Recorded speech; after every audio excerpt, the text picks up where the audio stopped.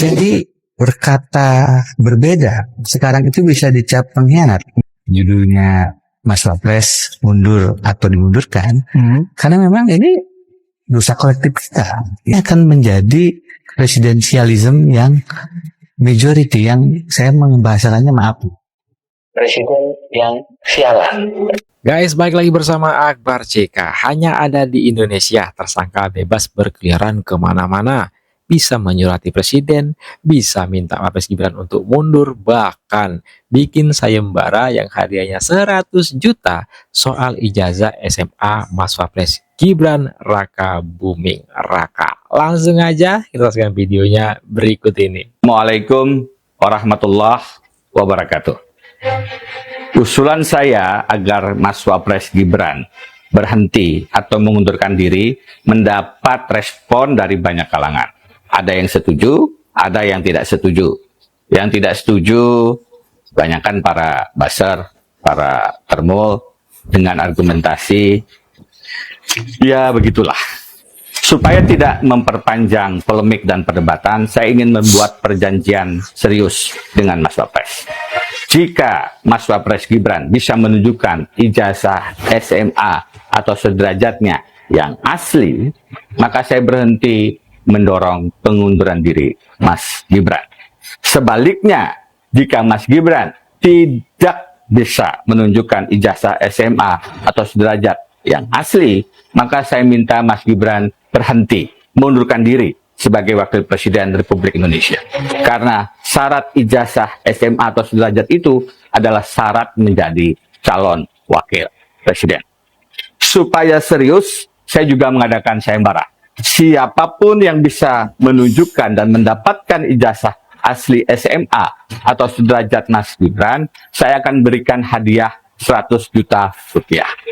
Terakhir saya menulis, Londe Ireng itu titik 2, Gibran mundur atau berapa mau dimundurkan. Karena kalau kita lihat dari kacamata anti korupsi, maka apa yang dikatakan Bu Kisman tadi, ini Jokowi, ini Jokowi, ini Jokowi. Kata Prabowo, hidup Jokowi. Kalau dilihat dari kacamata anti korupsi, ada kontradiksi di situ. Pemirsa, mantan Wakil Menteri Hukum dan HAM Denny Indrayana resmi ditetapkan sebagai tersangka dalam kasus dugaan tindakan pidana korupsi dalam proyek Payment Gateway di kementeriannya. Nama Denny Indrayana memang telah lama dibidik penyidik sebagai tersangka dalam kasus dugaan korupsi proyek Payment Gateway.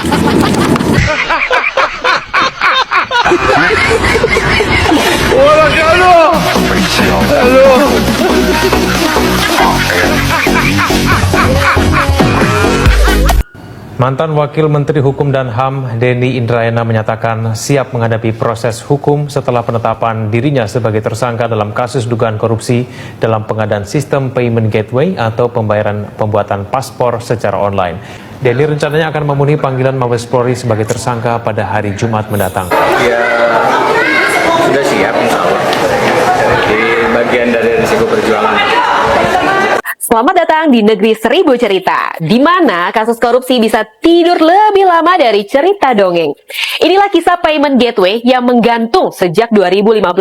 Ya, kawan, inilah gak salah dengar. Sudah 10 tahun kasus ini diam menggantung begitu saja. Kirain cuma hubungan aja yang diam digantungin ya, ternyata kasus juga bisa. Ups, saya Dilahantika, inilah Jurnalistik. Pada tahun 2015 lalu, Denny Indrayana ditetapkan sebagai tersangka dalam kasus dugaan korupsi proyek Payment Gateway. Denny diduga kuat menyalahgunakan wewenangnya sebagai Wakil Menkumham dalam program sistem pembayaran pembuatan paspor secara elektronik. Peneliti Pusat Studi Anti Korupsi Universitas Mula Warman, Herdiansa Hamzah alias Castro, ini menyesalkan didiamkannya kasus korupsi Payment Gateway yang menyeret dan menjadikan ex-Menkumham Denny Indrayana sebagai tersangka selama 1 dekade. Gak cuma Mas Castro aja yang kesel loh ini kawan inilah. Saya juga di sini dengarnya ikut kesel. Kok bisa ya 1 dekade dijadikan tersangka tapi ya udah begitu aja. Tapi tenang, jangan emosi melulu. Walaupun sebenarnya kalau kita emosi juga pemerintah diam aja ya. Sejumlah aktivis anti korupsi dan masyarakat sipil ini tidak tinggal diam. Mereka menuntut penuntasan kasus ini dan meminta Polri tidak membiarkan kasus ini mangkrak tanpa kejelasan. Bahkan anggota Komisi 3 DPR dari fraksi PKB, Hasbiallah Ilyas ini menyatakan wajar bila publik mulai mengkritik Polri yang tidak serius dalam mengusut kasus dugaan korupsi ini. Jangan-jangan ada ide balik lagi ya. Ini bukan sekedar kasus lama yang terlupakan, tapi sebuah cerminan dari sistem yang perlu dibenahi. Saatnya kita bertanya nih kawan inilah, kapan keadilan akan ditegakkan? Atau akankah kasus ini terus menjadi cerita yang tak pernah selesai? Mari kita sama-sama kawal ya kasus ini hingga tuntas. Saya Dilantika, jangan lupa untuk like, share, komen, dan subscribe channel YouTube Inilah. Dan sampai jumpa di jurnalistik selanjutnya. Assalamualaikum warahmatullahi wabarakatuh. Jejak digital Denny Indrayana tertidur pulas selama 10 tahun sebagai tersangka. Waduh. Gimana nih para penegak hukum ya? Tolong dong usut dengan tuntas kasusnya Denny Indrayana ini. Yang sekarang mulai berkoar-koar minta Wapres diganti, menyurati Pak Prabowo Subianto, sampai-sampai bikin sayembara ya. Denny mengatakan kemunduran Gibran adalah persoalan menyelamatkan negeri. Gibran adalah dosa kolektif bangsa yang memang perlu dikoreksi, kata Denny. Denny membayangkan jika Presiden Prabowo jatuh secara konstitusi, Indonesia akan punya Presiden Gibran. Dan bagi Indonesia itu adalah malapetaka.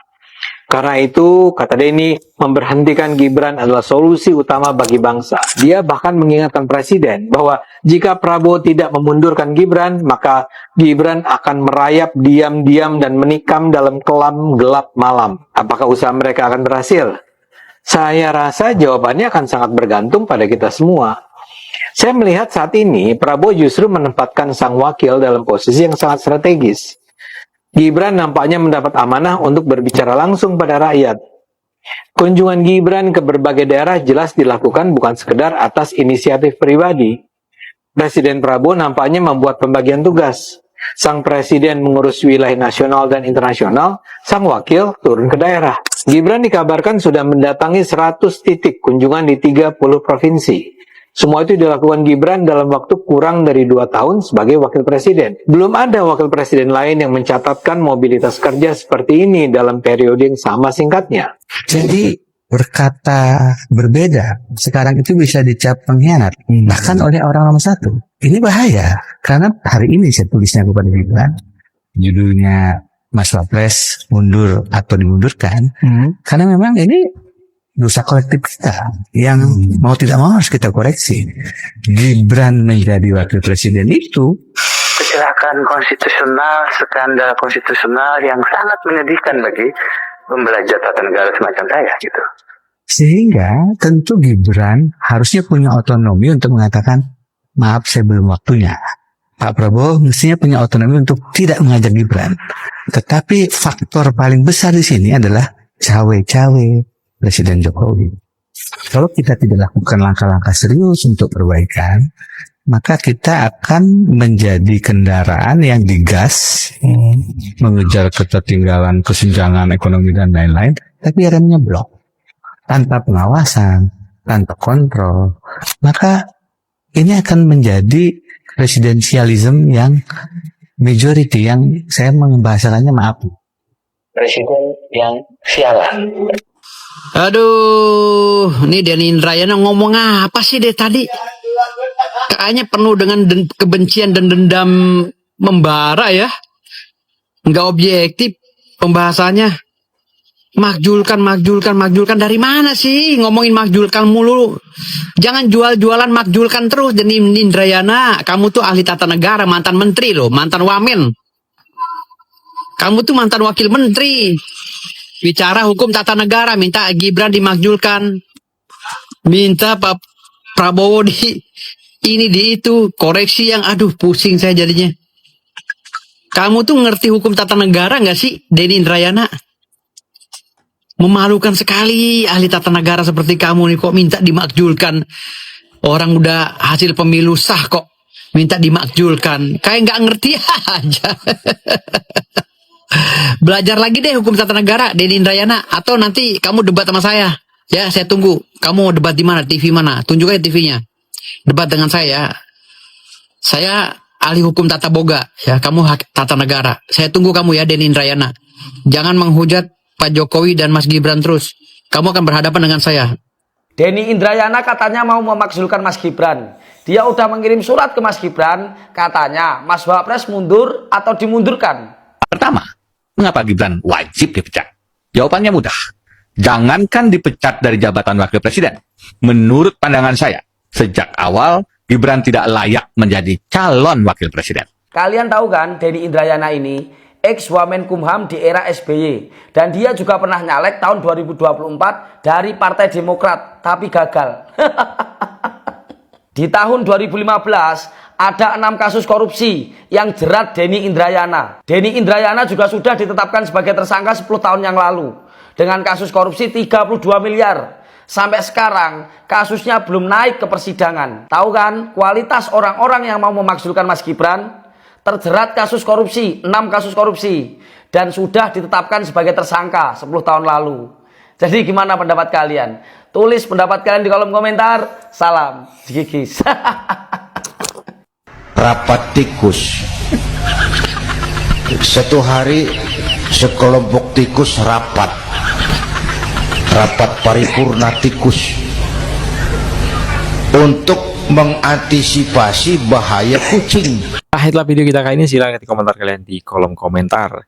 Denny Indrayana tersangka ya, sudah 10 tahun lamanya, tapi sampai dengan saat ini status hukumnya nggak jelas. Tolong dong ya para penegak hukum, usut nih Denny Indrayana. Kok bisa tersangka sudah 10 tahun lamanya, bebas berkeliaran kemana-mana, status hukumnya nggak jelas, minta Mas Gibran untuk mundur, dan sok-sokan berbicara soal korupsi. Padahal dialah pelaku korupsi.